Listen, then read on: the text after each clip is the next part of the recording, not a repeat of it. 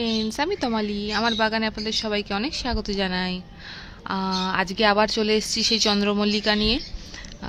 কিছু সেদিনকে একটা ভিডিও করেছিলাম, কিন্তু কিছু সব কথা তো একেবারে বলা যায় না, তো আমি ভাবলাম যে আর একটা ভিডিও করে নিই। আগের দিন আমি কাটিং দেখিয়েছিলাম যে কি করে কাটিং করতে হয়, কাটিং করে আপনি কি করে গাছটিকে বড় করবেন।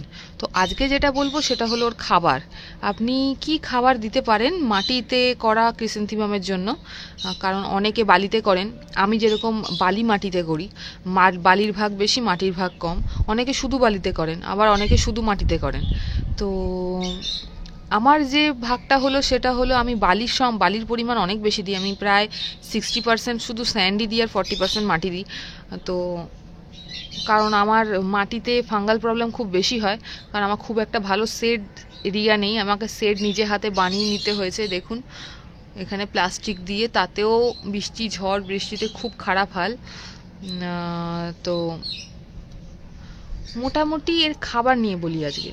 এর খাবার, যখন আপনি, অনেকে জিজ্ঞেস করেছেন যে দিদি কাটিং করার কতদিন পর থেকে আপনি খাবার দেওয়া শুরু করেছেন। তো আমি বলবো প্রথমে আপনি কাটিংটিকে বড় হতে দিন। যে আপনি যে ছোট পটে কাটিংটি প্রথমে করছেন, আমি দেখিয়েছিলাম আগের ভিডিওতে, যারা দেখেননি অবশ্যই দেখুন, না হলে বুঝতে পারবেন না আমি কি বলতে চাইছি। যারা ছোট পটে আপনি কাটিংটিকে আপনি বসিয়েছেন, তখন ওর মুখে কিন্তু এরকম নতুন পাতা বেরোবে। শুধু নতুন পাতা বেরোলে কিন্তু আপনি পটটিকে চেঞ্জ করবেন না। অবশ্যই খেয়াল রাখবেন ওই পটের যে নিচে হোল আছে ওখান দিয়ে শেকড় বেরোচ্ছে কিনা। যখন ওখান দিয়ে শেকড় বেরোবে তখন আপনি ওকে পটিংটা চেঞ্জ করুন। আর যখন আপনি ওকে পটিং চেঞ্জ করবেন তারপর আবার নতুন পাতা ছাড়বে, আপনি সেটা নজর করবেন। সেটা নজর করলে আপনি দেখলে বুঝতেও পারবেন। তো কাটিং করার পর আপনি পটিং চেঞ্জ করলেন, পটিং চেঞ্জ করার পর যখন আবার নতুন পাতা ছাড়বে তারপর আপনি ওকে ফুড দেওয়া শুরু করুন। কারণ আপনি ধরুন একটা পটিং চেঞ্জ করার সঙ্গে সঙ্গে তার পরের দিন যদি ওকে ফুড দেন, অলরেডি ওর শেকড়টা একটু তো হলেও নড়েছে আপনি পটিংটা চেঞ্জ করার সময়, তো তাতে ওর শেকড়টা কিন্তু সেই ফুডটা নিতে পারবে না। তো মোটামুটি পটিং চেঞ্জ করার পর যখন দেখবেন নতুন কচি পাতা আবার বেরোচ্ছে, তো তখন থেকে ওকে ফুড দেওয়া শুরু করুন। কি ফুড দেবেন? আমি বলেছি যে আমি মার্চ মাসে এই বড় গাছগুলো আমি মার্চ মাসের দিক করে বসিয়েছিলাম কাটিং। তো সেই সময় অত্যধিক গরম, অত্যধিক রোদ, কোনো বৃষ্টির সম্ভাবনা নেই। তো যেখানে বৃষ্টির সম্ভাবনা নেই সেখানে ওকে সপ্তাহে একদিন করে, বা সপ্তাহে একদিন নয়, আমি 4 দিন বলেছি খোল পচাতে। 5 দিনের দিন আপনি ওকে খোল পচা দেবেন। তো মোটামুটি সপ্তাহে একদিনই আপনার হবে। সপ্তাহে একদিন আপনাকে খোল পচা অবশ্যই দিতে হবে উইথ ডিএপি। খোল পচা আপনি যদি 100 গ্রাম খোল 5 লিটারে পচাবেন, এবং তার মধ্যে মোটামুটি 10টা ডিএপির দানা, আর কিচ্ছু চাই না, শুধু 10টা ডিএপির দানা আপনি ফেলে দেবেন। 10টা, 100 গ্রাম খোল 5 লিটারে ভেজাবেন, তার মধ্যে শুধু 10টা ডিএপির দানা দেবেন, আর কিছু দেবেন না। সেটাকে 4 দিন পচাবেন। 5 দিনের দিন সেটাকে নর্মাল 5 লিটার জলের সঙ্গে সলিউশন করবেন, করে 1 কাপ করে প্রত্যেকটা গাছে দেবেন। গাছের কিন্তু যে দেবেন সেই গাছের পটের সাইজ অনুযায়ী কিন্তু ওর পরিমাপ হয়। যদি পটের সাইজ 4 ইঞ্চি থাকে তাহলে হাফ কাপ, যদি পটের সাইজ 10 ইঞ্চি থাকে বা 8 ইঞ্চি থাকে তাহলে কিন্তু ফুল কাপ। তো খোল দেওয়ার নিয়ম হলো এইটা। তো এইটা যদি আপনি মাস থেকে শুরু করে দেন এবং উইথ পিঞ্চিং, তাহলে কিন্তু গাছ এমনি ঝাড় হবে। কিন্তু আপনাকে উইকলি একবার করে খোল পচাটা দিতেই হবে। এছাড়া কি করবেন? এছাড়া এপসাম সল্ট দিয়ে উইকে একবার স্প্রে করবেন। মান্থলি একবার এপসাম সল্ট 1 গ্রাম 1 লিটারে গুলবেন, গুলে প্রত্যেকটা গাছের টবের গোড়ায় অল্প অল্প করে দেবেন। মান্থলি, উইকলি নয়। আমি বারবার বলে দিয়েছি, মান্থলি একবার দেবেন টবে। 1 গ্রাম 1 লিটারে গুলে অল্প অল্প করে সব গাছে দেবেন। পেস্টিসাইড দিয়ে অবশ্যই উইকলি একবার স্প্রে করবেন, যাতে কোনো রকমের মাইটস, পোকা, মিলিবাগ কিছু না অ্যাটাক করে। কারণ যে পোকাই অ্যাটাক করবে সেই কিন্তু গাছের ক্ষতি করবে। আমার অনেক গাছ ক্ষতি হয়ে গেছে, যার জন্য আমি ভুক্তভোগী বলে আপনাদের বলছি। ভুল করো একটা সপ্তাহ আপনি মিস করবেন না। আমি মিস করেছি বলে আমার একটা গাছ নষ্ট হয়েছে, একটা গাছ পোকা ধরে গেছিলো। ফাঙ্গাল প্রবলেম হয়, উইকলি 1 টাইম অবশ্যই যে কোনো ফাঙ্গিসাইড দিয়ে স্প্রে করবেন। এটা আমি গরমের শিডিউল বলছি, যখন মার্চ মাসে আমি বসেছিলাম আমি তখনকার শিডিউল বলছি। এরপর জুন জুলাই মাস থেকে আসবে আপনার বর্ষাকাল।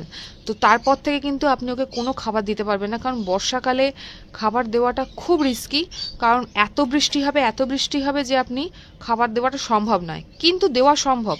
কি করে সম্ভব? যদি আপনার কাছে সেট থাকে। আপনি ধরুন গাছগুলিকে এমন একটা জায়গায় রেখেছেন যেখানে বৃষ্টির ঝাঁট আসে কিন্তু বৃষ্টি ডাইরেক্ট পড়ে না, তো সেখানে আপনি ওকে ফুড দিতে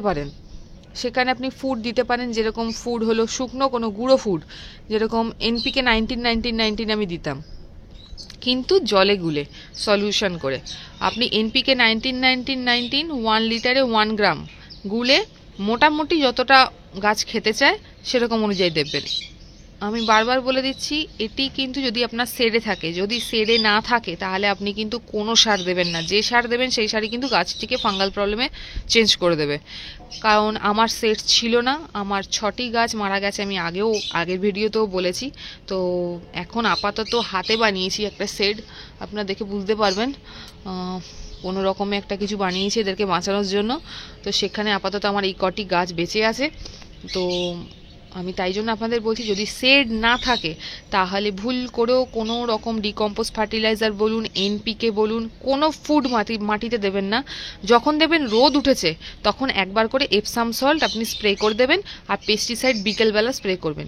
এপসাম সল্ট কিন্তু রোদ্দুরে স্প্রে করার নিয়ম। অনেকে বলেন কোন টাইমে স্প্রে করব, তো এপসাম সল্ট যখন কড়া রোদ থাকবে একদম রোদে দাঁড়িয়ে স্প্রে করবেন, মানে আপনিও রোদেই দাঁড়াবেন তখন।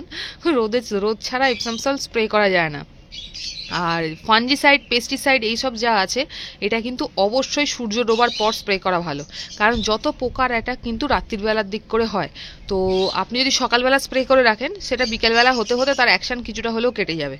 তো যদি আপনি বিকেলবেলা স্প্রে করেন তাহলে সকাল পর্যন্ত কিন্তু ওর অ্যাকশন থাকবে, সকালবেলা রোদ উঠে গেলে আবার সেই পোকাগুলি গায়েব হয়ে যাবে। তো মোটামুটি আপনি ফাঞ্জিসাইড বলুন, পেস্টিসাইড বলুন, বিকেলবেলার দিক করে স্প্রে করবেন। আর এছাড়া এর কোনো ফুড লাগে না। আমি ওই খোল পচা দিয়ে এদেরকে বড় করেছি, আর ওই এনপিকে 19 খুব কম দিয়েছি এনপিকে, কিন্তু ম্যাক্সিমাম এরা খোল পচা খেয়েছে। আমি আগেই বলেছি আমি কেমিক্যাল ফার্টিলাইজার খুব একটা বেশি ইউজ করি না। তো খোলেতে গাছ যে হারে বড় হয় সেটা হয়তো অন্য কিছুতে হয় না। আপনি ইউজ করুন, এনপিকে আপনার ইউজ করতে ইচ্ছাই হবে না। খোল পচিয়ে আপনি যদি তার মধ্যে আমি বারবার রেশিও কিন্তু বলে দিচ্ছি, 100 গ্রাম খোল 5 লিটারে ভেজাবেন, তার মধ্যে 10টা মাত্র ডিএপির দানা। এর থেকে বেশিও না হয়, কম হলে ক্ষতি নেই, বেশি হলে কিন্তু প্রবলেম। তো এর থেকে বেশি আর আমি এর কিছু ফুড লিস্ট করিনি, আর জানিও না। যদি আপনারা জানেন তো আমার সঙ্গে শেয়ার করবেন, তাহলে আমিও একটু শিখবো। এই আমার চন্দ্রমল্লিকা, এটা লার্জ ভ্যারাইটি। এইগুলো সব পম ছোট ছোট ফুল হয়, ওই জন্য এটির ঝাড় বেশি। কিন্তু লার্জ ভ্যারাইটি দেখুন, এটি লার্জ। এখানে মাঝখানে একটি আছে, এটি লার্জ, মানে বড় সাইজের হয়, যেটাকে আমরা স্নোবল বলি। কিন্তু আমি এই একটি গাছকে আমি পিঞ্চিং করেছি। সাধারণত লার্জ ভ্যারাইটি কিন্তু পিঞ্চিং করে না, নর্মাল রাখে। যেরকম এখানে একটি আছে, মাথায় একটি আছে, তো এরকম নর্মাল রাখি। কিন্তু আমি একটিকে পিঞ্চিং করেছি কারণ একসঙ্গে অনেকগুলো ফুল চাইছিলাম এই গাছটি থেকে।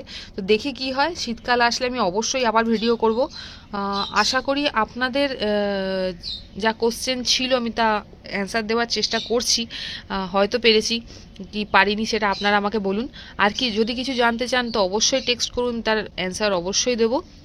আর এছাড়া চন্দ্রমল্লিকা আর কিছু লাগে না, তবে হ্যাঁ এর সানলাইট দিলে খুব ভালো। আবার বেশি সানলাইটে রাখলে কিন্তু গাছ তাড়াতাড়ি নুয়ে যাবে, আপনাকে হয়তো বহুবার জল দিতে হতে পারে। তো মোটামুটি একটু সেমি সেট দেখুন, আমার রোদ্দুরও আসছে অথচ সেরের তলাতেও আছে। তো এরকম জায়গা হলে কিন্তু এই গাছগুলি খুব ভালো বাড়ে। তো আপনারা যারা নর্মালি আমার মতন গাছ করেন তারা অবশ্যই এরকম করতে পারেন। আর এই ফুডই দিন, কোনো অসুবিধা হবে না। যখন খুব রোদ থাকবে আপনি ওকে খোল পচা দিতে পারেন, কোনো প্রবলেম নেই। কিন্তু বৃষ্টির জলে ভুল করেও কোনো পচা সার দেবেন না, এতে কিন্তু বিশাল ক্ষতি হয় গাছের, হয়তো গাছটি নাও বাঁচতে পারে। এইগুলি সব আমি মাদার থেকে কাটিং করে এই গাছের চারাগুলি বানিয়েছি। এগুলি সব মাদার থেকে কাটিং করা। এর মাদার গাছ একটা আমার কাছে বেঁচে আছে। মাদার গাছ ম্যাক্সিমাম চট করে বেঁচে থাকে না। তো আজকে এইটুকুই, আগামীকাল আবার দেখা হবে অন্য কোনো গাছের ভিডিও নিয়ে।